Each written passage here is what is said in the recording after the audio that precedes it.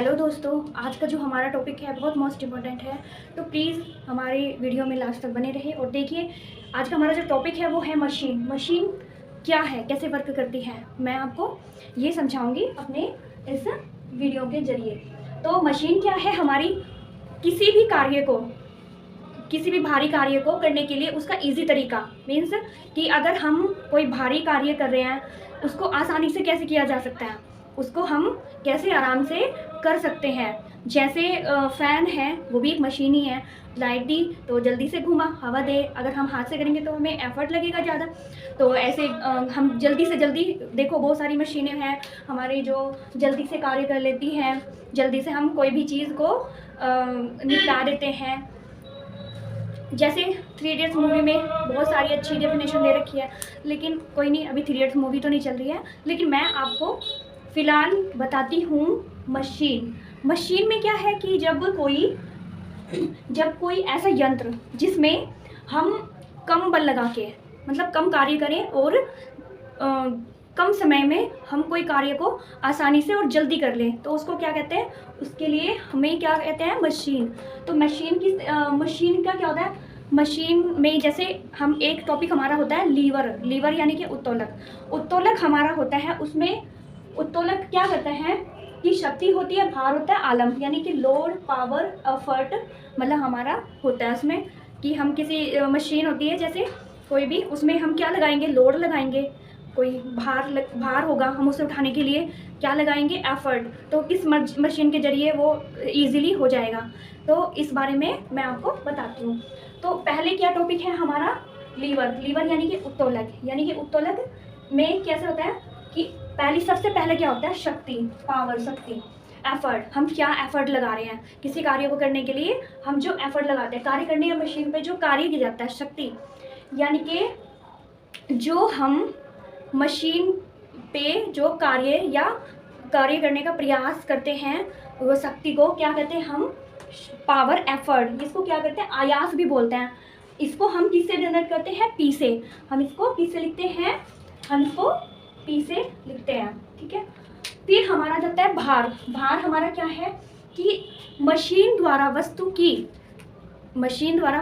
को कोई अवरोध है, मीन्स हमने कोई भार उठाना है, कोई अवरोध या फिर रुकावट, प्रतिरोध, ठीक है। तो अगर हम उसको दूर करने के लिए, मीन्स उस कार्य को करने के लिए, वो जो लोड है उसको हम क्या बोलते हैं, वेट, भार। फिर हमारा आ जाता है आलम्ब होता है फलकर्म। जैसे कोई अक्ष है, जैसे कैंची बीच में क्या होता है, उसमें एक अक्ष होता है, तो ऐसे काटती है, एक साइड लोड लगाता है, बीच में उसका अक्ष होता है, और साइड में हमारा जो कार्य हो रहा है मीन्स लोड यानी कि भार, वहाँ पे इसको क्या बोलेंगे, भार। तो जिस अक्ष के चारों ओर हमारी जो लीवर उत्तोलक घूम सकता है सतर्कता पूर्वक, तो उसको हम क्या बोलेंगे, फलकर्म। तो फलकर्म हमारा क्या हो गया, वो अक्ष जिसके ओर मशीन आराम से स्वतंत्रता पूर्वक लीवर के वो घूम सकता है, वो अक्ष को हम क्या बोलते हैं, फलकर्म, ठीक है। अब हम बोलते हैं मशीन का सिद्धांत। तो मशीन के सिद्धांत को मैं आपको ऐसे समझ में नहीं आएगा, तो थोड़ा सा प्रैक्टिकली करा देती हूँ। तो जैसे मशीन का सिद्धांत हमारा क्या कहता है कि जो हमने कार्य किया और अगर उस पर कोई अवरोध ना हो, मीन्स कोई रुकावट ना आए उस कार्य को करने के लिए, कोई उस पर रुकावट ना आए, तो उसको करने के लिए, यानी दिया गया कार्य बराबर किसके होता है, लिए गए कार्य के। तो अब ये क्या बोलता है कि दिया गया यानी जितना हमने कार्य किया उतना ही हमने काम मिल गया, मतलब वो कोई एनर्जी बयान नहीं होती, हम ज़्यादा नहीं बढ़ा सकते, जो कि स्टैंडर्ड रूल के अकॉर्डिंग कहलाया जाता है, ठीक है। तो दिया गया कार्य बराबर लिया गया कार्य के बराबर होता है। अब मैं आपको बताने जा रही हूँ, जैसे P हमारा क्या हो गया, मान लो P हमारा किया गया कार्य हो गया, ठीक है। P हमारा किया गया कार्य हो गया, और कैपिटल D हमने मान लिया किए गए कार्य से तय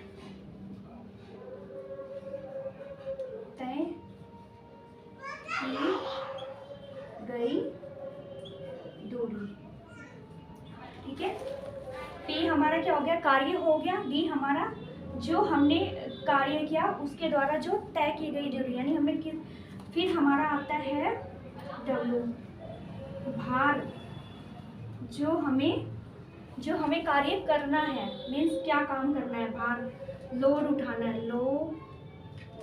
यानी कि जो एफर्ट जो कि हमारा वेट है,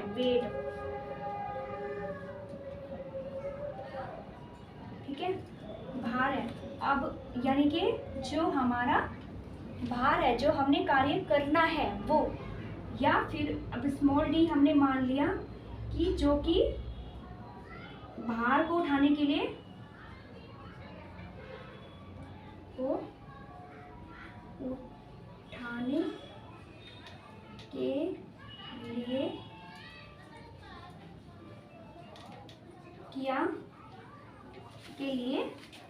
तय की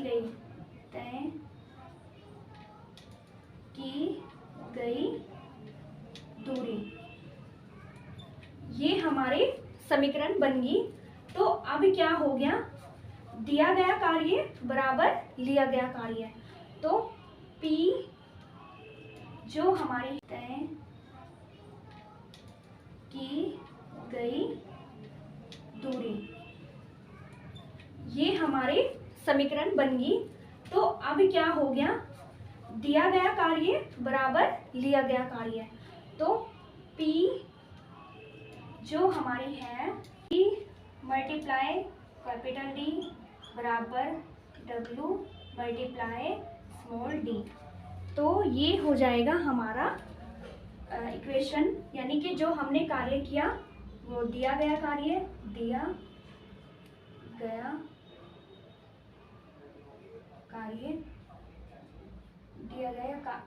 ऊर्जा जो कार्य है, बराबर लिया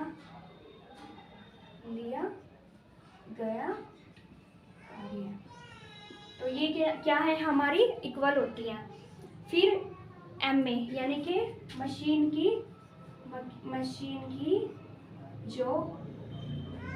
मशीन का लाभ होगा W अपॉन P, यानी लोड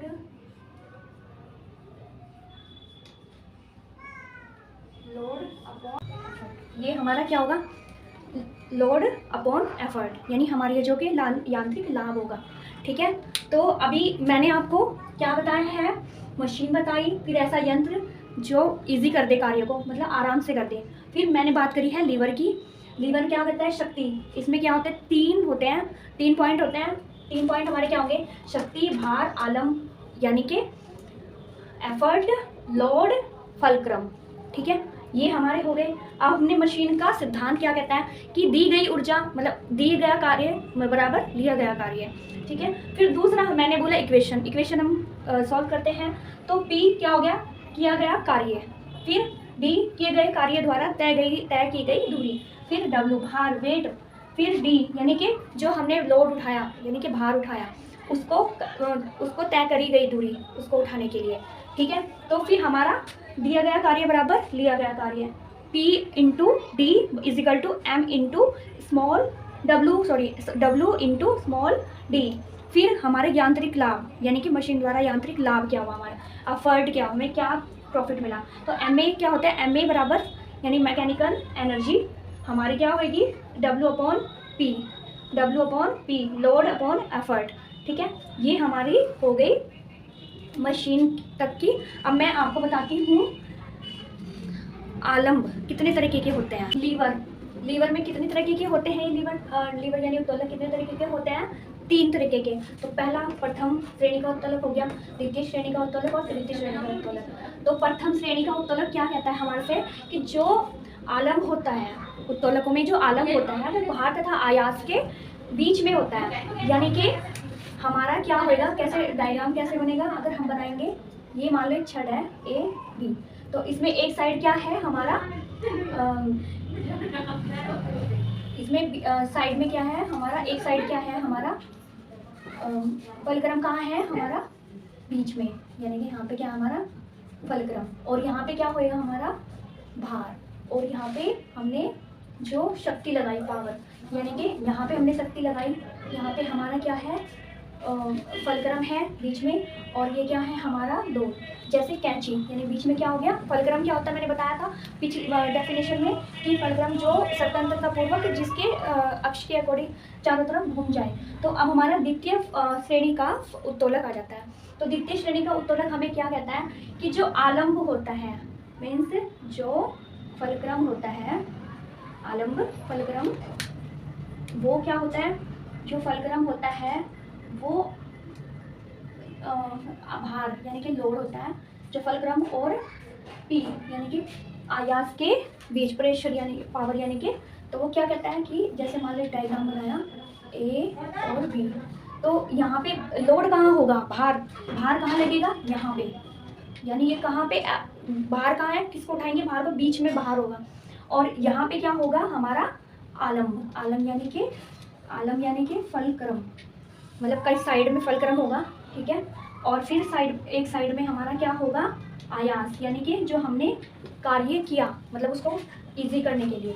तो ये जैसे हमारा डायग्राम हो गया, जैसे पहले वाले में क्या था कि जो भार था वो साइड में था, बीच में क्या था फलक्रम था, और बीच में फिर साइड में क्या था पावर, जो शक्ति लगा रहे हैं, जो हम एफर्ट लगा रहे हैं, ठीक है।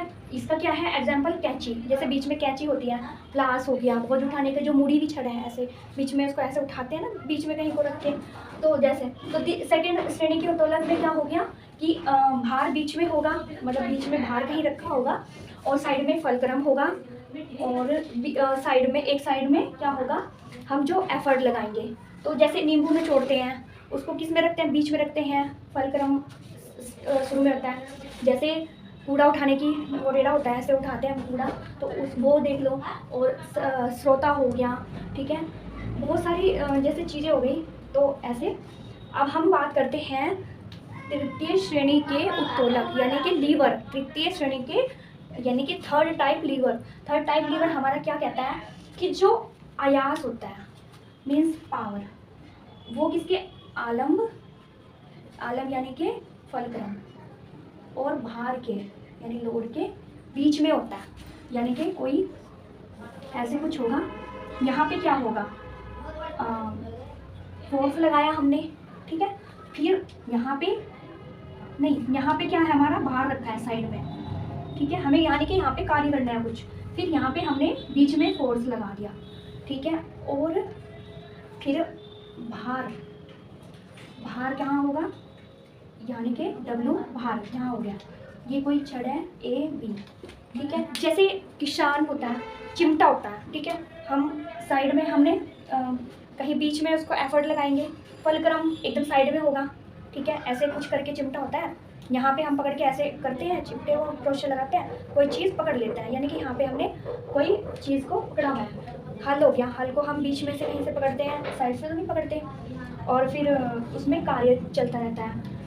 चिमटा मनुष्य का हाथ हो गया, यहाँ पे कार्य कर रहे हैं, हाथ है, ठीक है, देखो पावर कहाँ पे लग रही है, यहाँ पे, ठीक है, और कार्य कहाँ हो रहा है, यहाँ पे, ये हमारा कार्य कर रहा है, पावर कहाँ से दे रही है, यहाँ से, लेकिन पॉइंट कहाँ पे है, यहाँ पे, ठीक है। तो इस तरीके से मैंने आपको तीनों लीवर के बारे में समझा दिया है, और इसकी एक इक्वेशन जो मैं बताती हूँ कि ये जो प्रथम श्रेणी के उत्तोलक होता है, इसकी जो MA यानी कि जो A की वैल्यू होती है, यानी कि वो 1 के बराबर, यानी कि जो 1 के बराबर होती है, और ये जो सेकंड वाला है ये बड़ा होता है, यानी कि जो हमें A की वैल्यू से बड़ा होता है, ठीक है, MA यानी कि मैकेनिकल एनर्जी, जो एफर्ट जो हमें मिलता है, जो कार्य, और इसमें क्या होगा, ये इससे छोटा होएगा उत्तोलक, 1 से इसकी क्या है मैकेनिकल एनर्जी कम होगी 1 से।